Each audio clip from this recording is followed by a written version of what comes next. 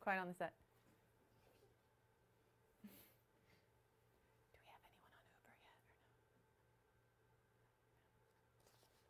There is no one there. Good. So you can say whatever thing. Oh, good. Good, good.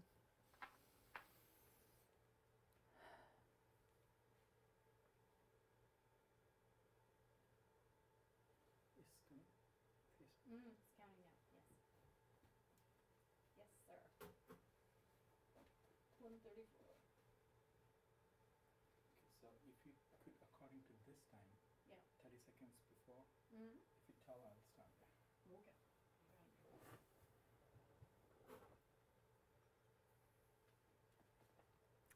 What's like a good, like, do you see me doing cheers on there? Do you see it? Mm-hmm. What? Do you see me doing that? No, I don't see you doing it. 30 seconds left. No. No? We're at 1 minute. 106, 105, 104. 1 minute.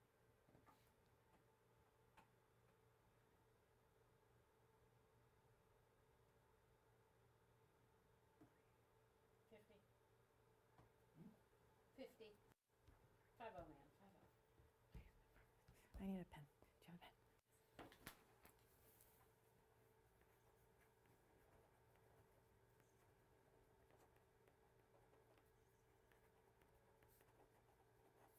We're at 30.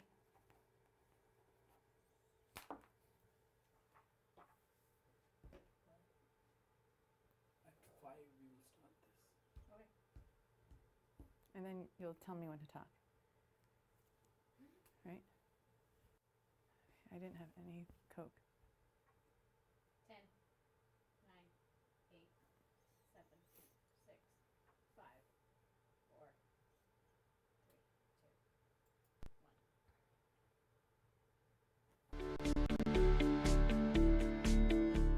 Welcome to the Egg Whisperer Show, a program exclusively designed to promote reproductive health awareness and discuss fertility preservation options. Here is your host, the Harvard-educated fertility specialist, Dr. Amy. She's known as the Egg Whisperer. Fertility expert Dr. Amy Vazadeh, And you have yet another success story just launched by an East Bay fertility doctor.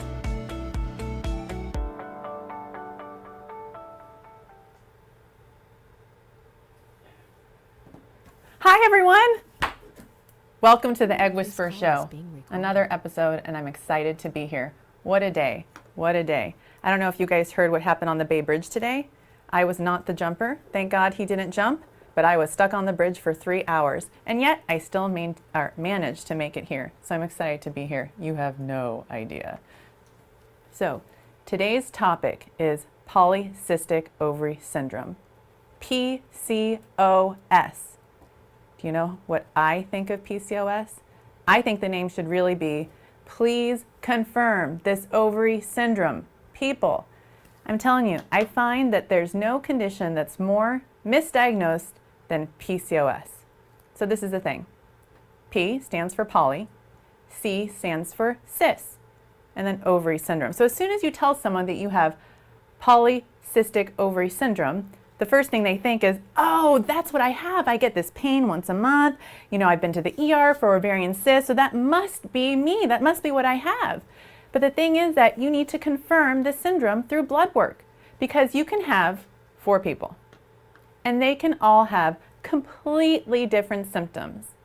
One of the things people think of when they think of PCOS, if you just go to Google and click on image, is they think of the image of someone who's, let's say, a little bit curvier, and we'll go through all the symptoms from head to toe in a moment. But just because your friend has PCOS and has her set of symptoms doesn't necessarily mean that you don't have it. So the only way you will know if this is something that you have or not is to confirm it. It isn't made by just, it's not a diagnosis, I should say, that's made just by looking in the mirror. You don't just look in the mirror and say, oh, I'm a little curvy and I have irregular periods, so I must have PCOS. And I find that as human beings, we tend to be a little bit prejudicial when we just look at people and we just label people with things.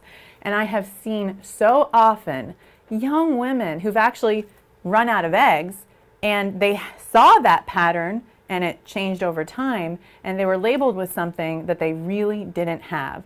So I don't want that to happen to any of my patients. I don't want that to happen to anyone watching this show. So please confirm this ovary syndrome. So I just told you that the image of PCOS tends to be women who are on the curvier side. But there are actually celebrities with PCOS who are far from curvy. How can this be? Well, here are some of the celebrities. Number one, Jillian Michaels. She is famous for being one of the fittest women in the world and being one of the fitness coaches of the show America's Biggest Loser. That's where we know her from. And now she promotes health and well-being, and she talks often about PCOS, and she coaches people on diet and exercise. So, she has PCOS? Yes.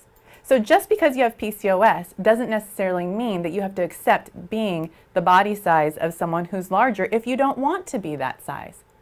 Another famous celebrity, well, I won't say famous celebrity, I would say reality TV star, and that is Kate Gosselin.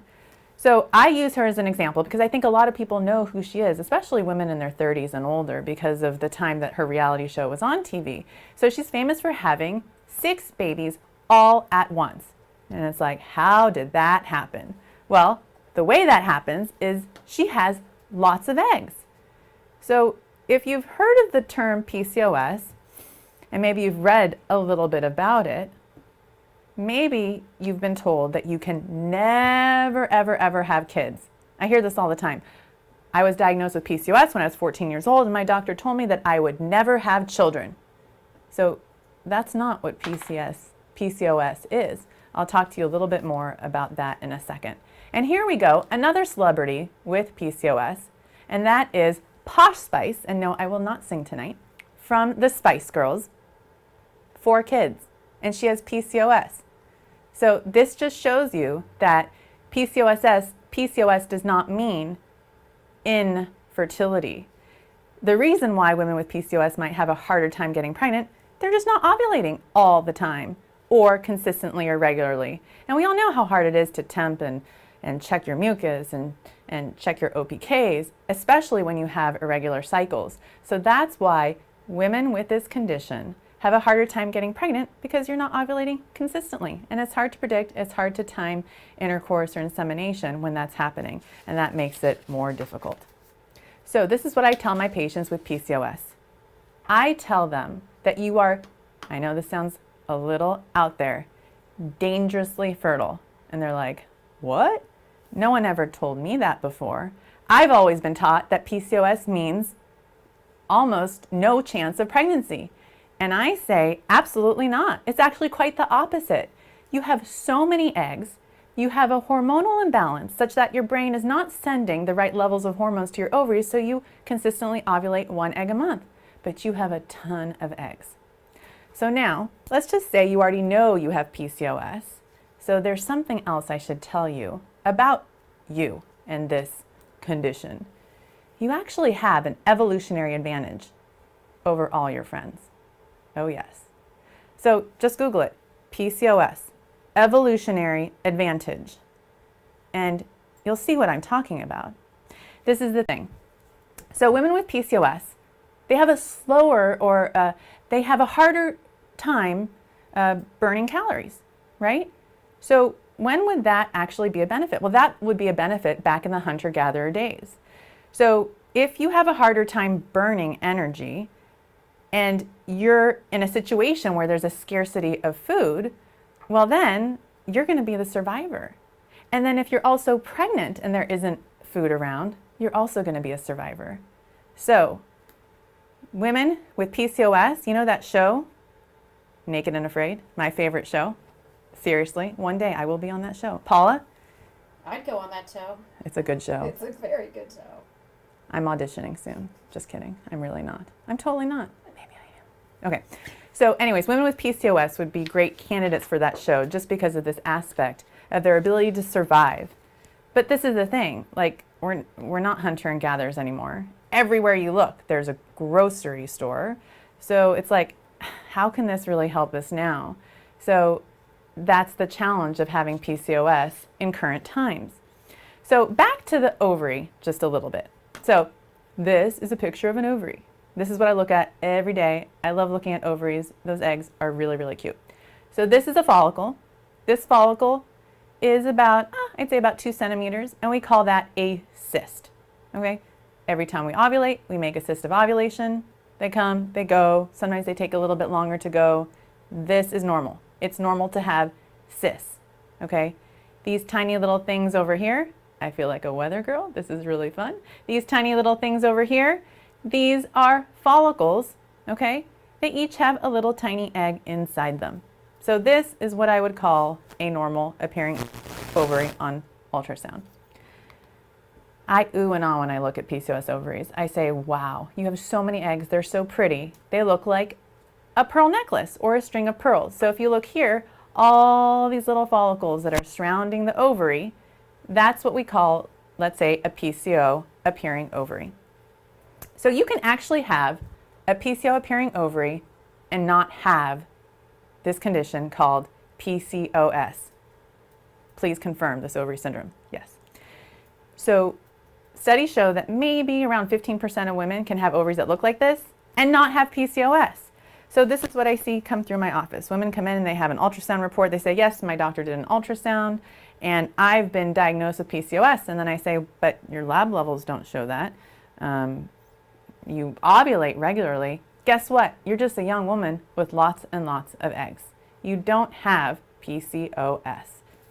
So I want to go through from head to toe, almost, I might miss a few organs, as to how PCOS can affect you if you have this condition.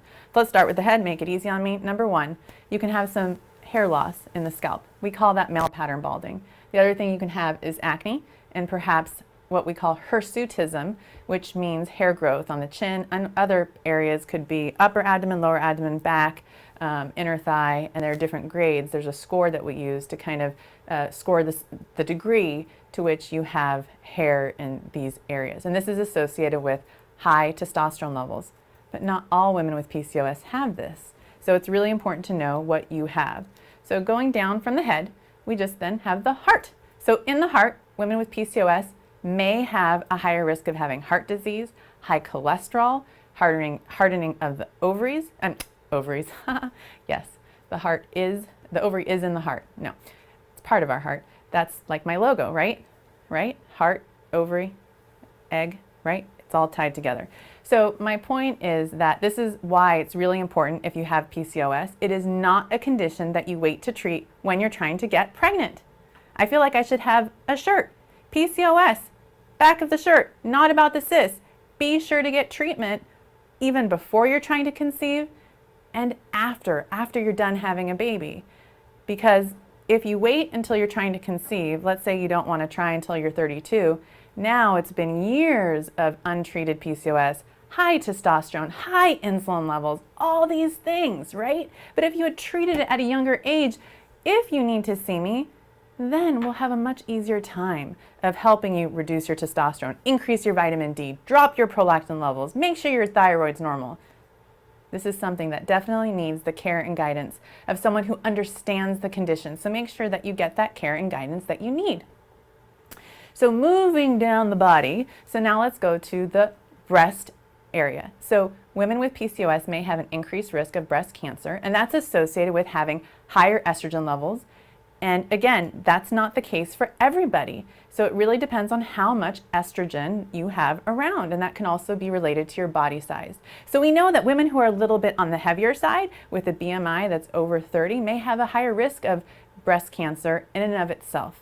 So moving down the body, now we're going to go to the uterus.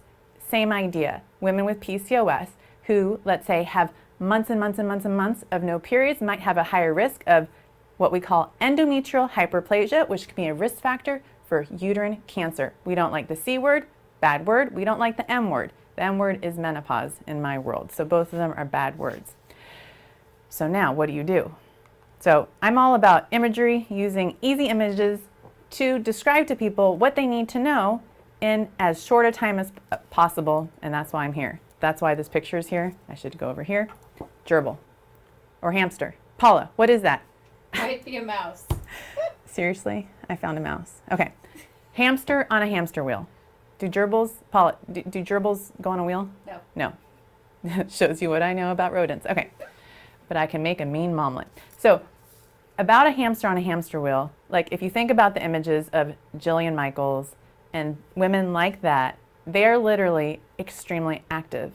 And so if you have a slow metabolism, I tell my patients with PCOS that you need to change your lifestyle and be as active as you can every single day.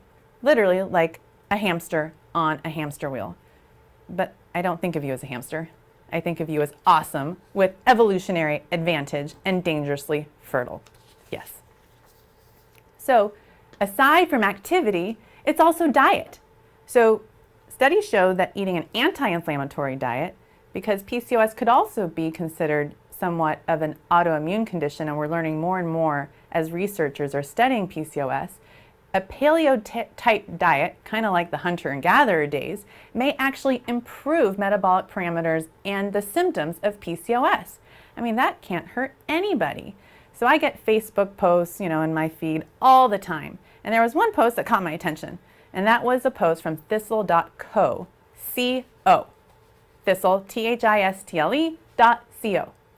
So I saw this menu come across my screen. I said, oh my goodness, that's how I want my patients with PCOS to eat. That's exactly it.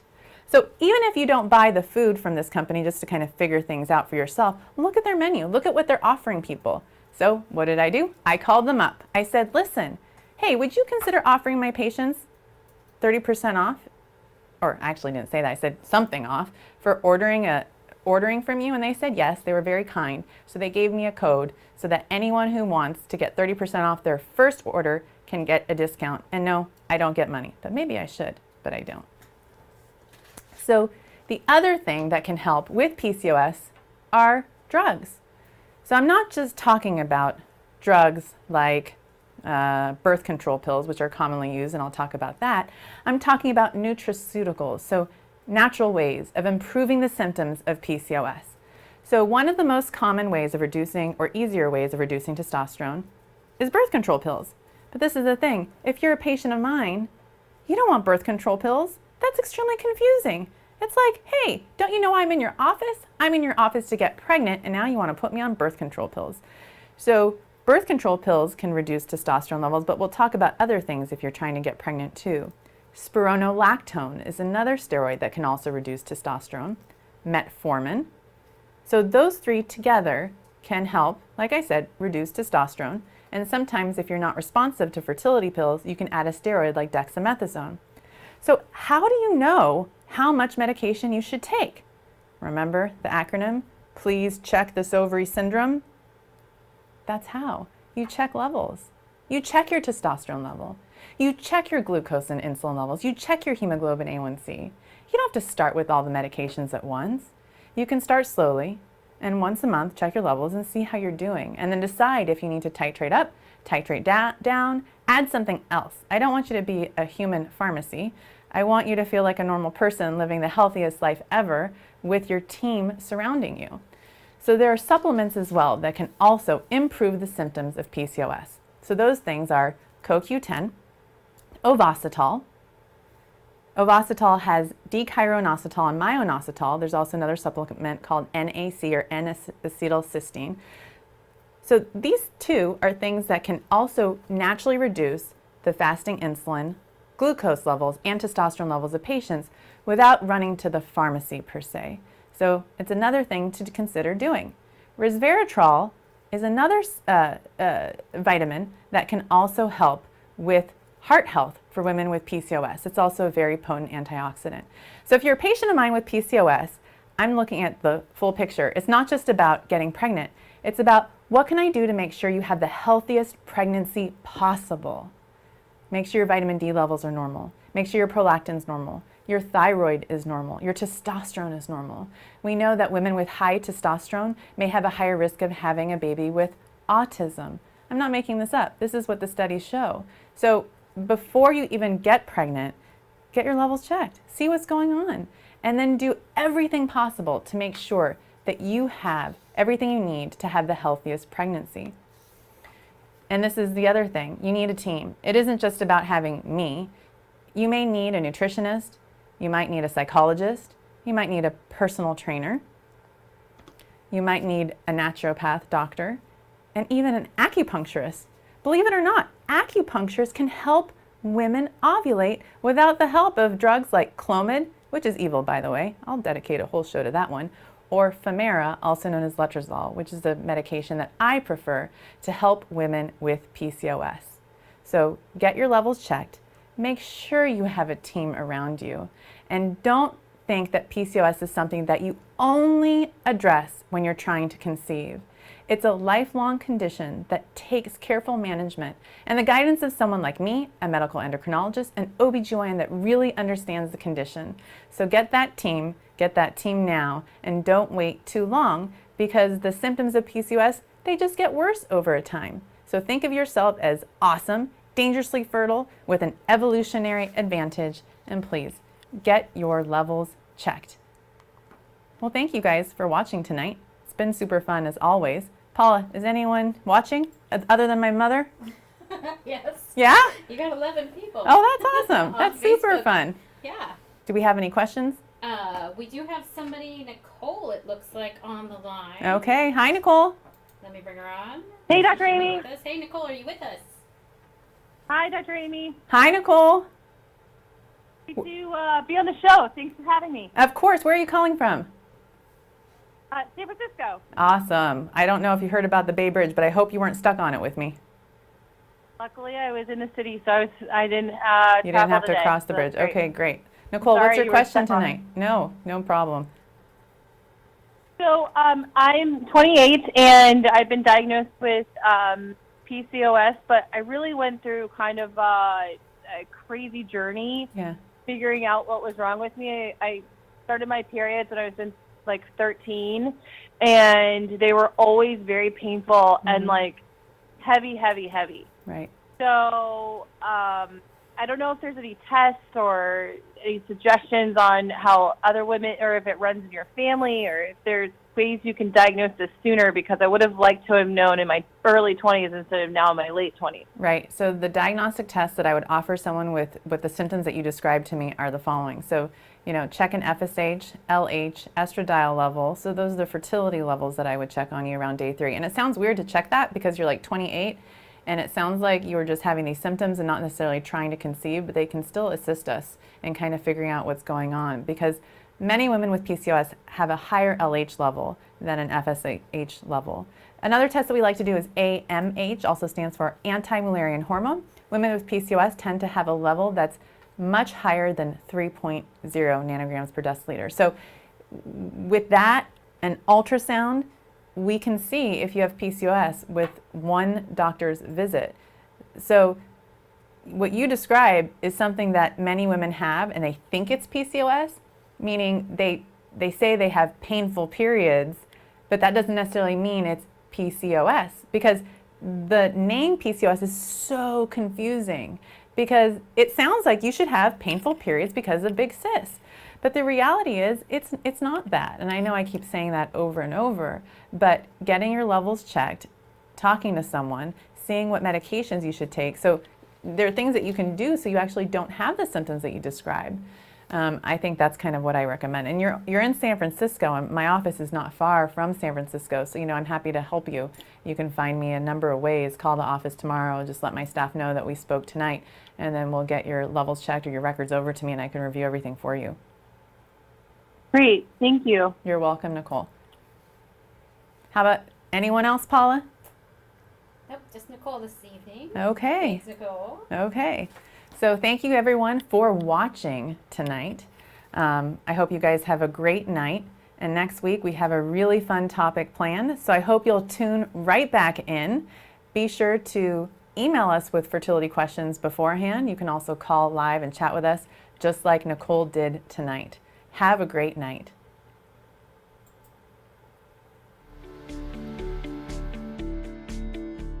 Welcome to the Egg Whisperer Show, a program exclusively designed to promote reproductive health awareness and discuss fertility preservation options. Here is your host, the Harvard